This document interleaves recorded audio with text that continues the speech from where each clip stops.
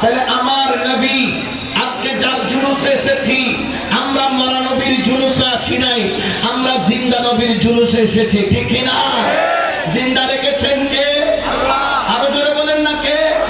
এই হাদিসের ব্যাখ্যা করতে গিয়ে হযরত মোল্লা আলী কারি রাহমাতুল্লাহ আলাইহি যিনি তার সারা কিতাবের মধ্যে লিখছেন লা ফারকু হালাত ফি হালাতাইন, জেনে রাখো ওয়া ইযা কিলা আউলিয়াল্লাহি লা ইয়ামুতুনা ওয়ালাকিন্না ইয়ান্তাকিলুনা মিনাদ দারি ইলাদ দার।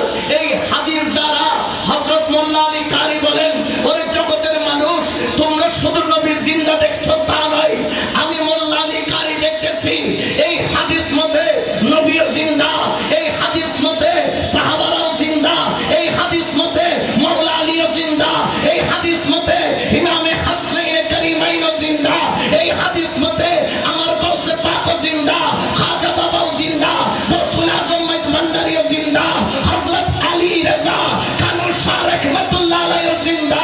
যেইভাবে নবী জিন্দা সেইভাবে ওলি আল্লাহরাও জিন্দা। লা ফারকু হালাতাইন, নবীদের হালতের কোনো পরিবর্তন হয় না। তারা দুনিয়াতে যেরকম ক্ষমতার অধিকারী, তারা রওজার মধ্যেও সেই ক্ষমতার অধিকারী।